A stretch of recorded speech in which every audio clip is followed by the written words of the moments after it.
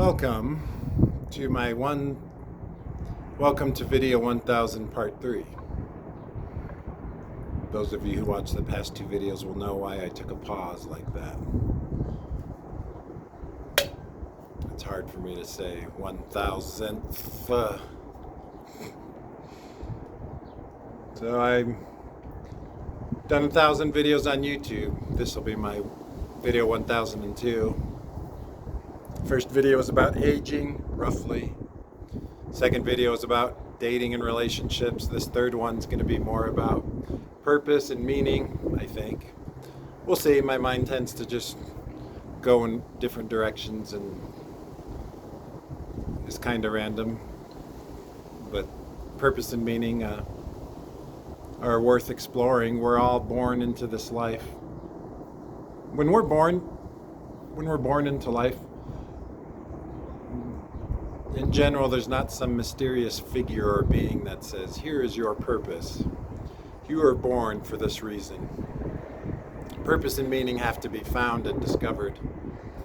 And yes, parents and various others that help raise you might introduce things that could be purposeful for you, such as religion and other various things. And that can certainly be a purpose. To be a servant of sorts in that realm. That's what I was taught when I was a kid.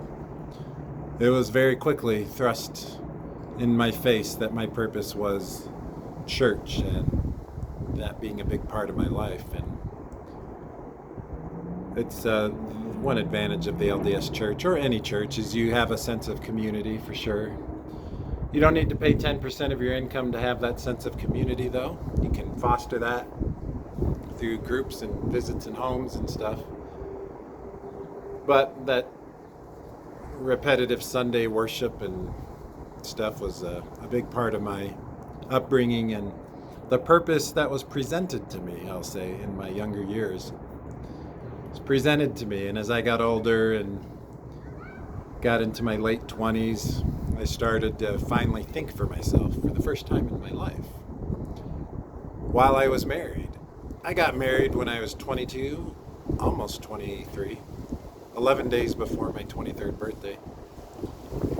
I got married to a 19-year-old, super pretty, cute blonde, but we got married so quick.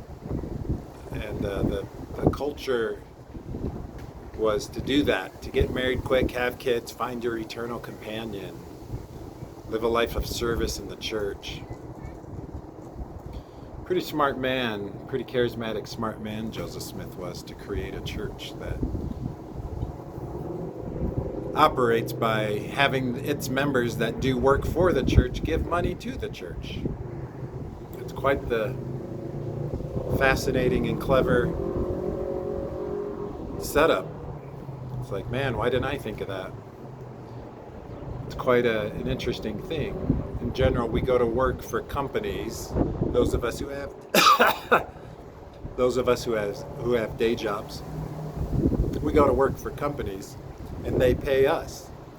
But how cool would it be to have a company where people work for you and they pay you to work for you, and they give of their time and energy while paying you, and they do it on weekends. It's wild. So props, man. Props to Joseph Smith for creating such a thing. That's some major wind. I'm holding onto this tripod super tight. Let's see if I can show y'all in the mirror. No. There's a side mirror. See if you can see in the side mirror. I'm holding the tripod. Yeah, that's some major wind. Hopefully it's not too loud. Otherwise my 1000th video is going to just be a sound of wind. I just went to charge my Tesla, and my twin brother went with me to charge his Tesla here at the Draper Supercharger in Utah. We went to grab a bite to eat, and it was like our cars were done charging, and we had to quickly walk back to them. I went on a random side quest and gave a brownie I bought to these two gals sitting just outside the place we ate. I like little side quests like that. So, I guess I'll move into the next segment of meaning and purpose. I realized that the LDS Church was not for me. It does not mean the LDS Church is not for anybody. I think it very much can be for people. If people want to live that life and that gives them meaning and purpose, they should be very free to do so. And they should be free to worship and experience that exactly in a way that is fulfilling for them, for sure. And those that don't find resonance should be absolutely free to find their own purpose and meaning that resonates to them. That freedom is important. The United States, depending on who you talk to and the various political climates, and various other asterisks, bullet points. The USA is a free country where we are free to explore, free to worship how we may, or not worship, largely within limits and laws of various sorts. Yeah, it's corrupt, and the government's in massive debt, and it's so many things in life are a shit show. Dating, the dating landscape, the political landscape. What a beautiful sight it is to find something in politics or in dating and relationships that is not a shit show. Two souls, two beautiful souls who connect and share love in a beautiful, loving, meaningful way is a bright light in this world. A politician or group of people who speak not to criticize, condemn, complain, talk down to the other side, someone who has a broad perspective, quite a bright light in the political landscape. But that's not how politics works. It works by catering to the lowest common denominator and using propaganda to tear people down. I hope the government becomes obsolete one day. I hope the U.S. government becomes obsolete and everything is privatized. I know there's cons to that too. Because power corrupts. Power in the government corrupts those that wield it. Power in the private sector corrupts those that wield it as well. It takes an autistic, pure soul to not become corrupted in this world. Whether you like or hate Elon Musk, he's someone that I would say is not incorrupt, but he's somewhat incorrupt. Whether that's because he's autistic or something else, I don't know. I think he's doing more good than harm in the world. I'll say that, with SpaceX and Tesla. Neuralink helping paralyzed people gain function. How could you call that bad? The Boring Company to dig tunnels to help traffic. And yeah, he's insane and says some stupid shit. Pros and cons. I'm not perfect either. I do weird things too. So who am I to judge someone? But around age 29-ish, I started to question everything, including the church. Began researching. That was a very terrifying moment to go online and search. What do other people have to say about the Mormon church? Because I had been brainwashed, and that's what it was. I was brainwashed that I could not question the church. And that's not good.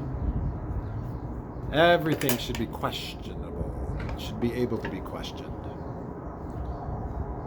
Every religion should be able to be questioned and poked at. Every philosophy, belief, and idea. They can't stand up to criticism and questioning. What does it have? So I went through that process. I found a lot of websites that bashed the church. I don't think that was helpful. And then I found websites that simply just defended the church 100%. That wasn't helpful because I'd already experienced that. Wasn't until I found a website called MormonThink.com. I don't even know if the website still exists or not. MormonThink.com gave very articulate and good examples of things to think about with references and sources for both sides, for the pro and the cons, for and against the church. And then its ultimate thesis was, here's some information, make your own choice. I think there's people that visited that site that gained a stronger conviction in their belief of the church, and others like me who realized that it was all made up.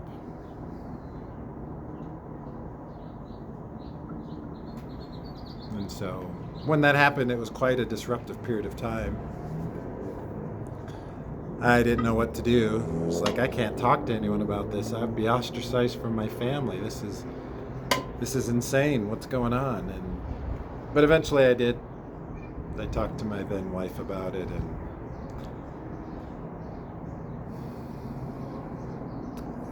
it was definitely reduced our connection. Her connection to me was based on me being a worthy, active priesthood holder in the church, and once I stopped being that, it dinged our connection, for lack of a better word. Didn't destroy the connection. She was still willing to be married to me. The family unit was most important to her, I think. And me not believing in the church was separate from our family functioning. But eventually I ended that relationship and marriage. A year later she found a priesthood holder, a worthy priesthood holder, whatever you want to call it, someone to go to church with and do that with, and she seems happy, and I got to go out on my own and try to figure out my own purpose and meaning. I am still doing that to this day. I have no idea what life ultimately, like what's running the show. I can see physics and I can see the nature of humans and a lot of the chaos and randomness to life, but I'm not smart enough to know what is running the show. I know there's corruption, and people in power are generally the ones with money. Outside of that, I don't know. So I've created my own purpose. My own purpose in life at this point is to be a wandering wizard, to go around and interact with the denizens and the souls of this earth as a traveler of sorts, a wanderer. So I wander this earth doing various things, going to the gym, yoga classes, randomly cold approaching women, and working my day job and being a father to my 2 girls. But largely I feel my purpose is to be a wandering wizard. Give gifts to random people. Share light and love to people. This world, as I said in the first video, is a cruel, brutal, and dark place. It's worth giving it some light. Doing some altruistic things and giving just to give. Because not many people do it. Not many people go around giving random envelopes, wizard envelopes to people with money inside, but that's something I like to do. Write a little positive note, put $20 in an envelope, put it on someone's windshield, or throw it in their car if their window's cracked. It's a fun thing to do.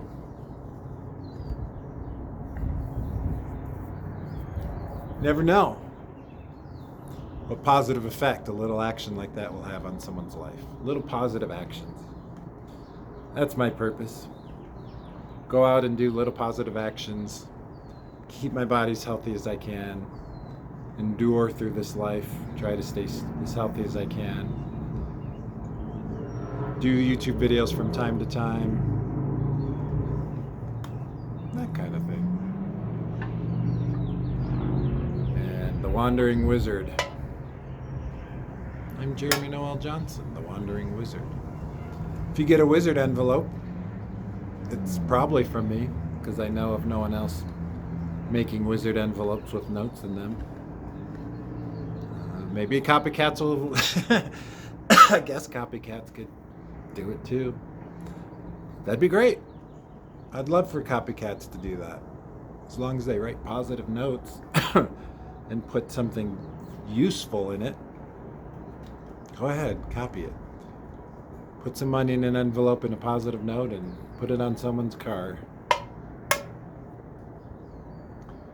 So that's the purpose I've found. And to test myself through dating and relationships. And who knows? Maybe one day I'll settle down with someone. I'd like that. So I find myself drawn to that. We'll see what happens there. Be nice to have a wandering sorceress to vibe with my wandering wizard. It would be nice.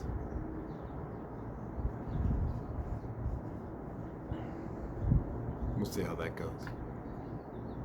I think it's going to go well.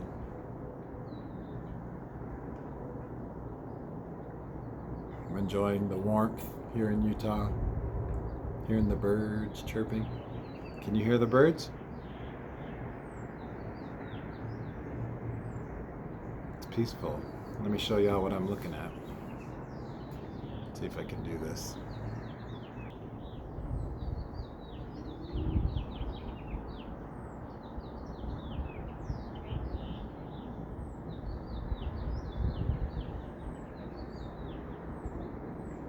Pretty cool. Sun's gonna set in, I don't know, an hour or something like that.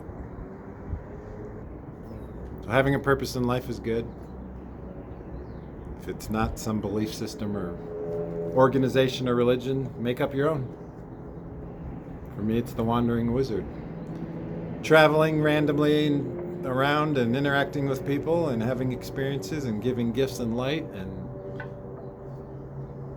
be kind of fun to live in a van or something and just travel all over the place. Be kind of cool. Wonder if my body could handle that. Video 3 of my 1000th video series. We'll call this final third one good. Grateful to y'all, my small, that sun is so bright. I'm grateful to y'all, small clan of watchers. Whether you are a commenter or a lurker, thanks for watching. Whoa. Namaste. See you next time.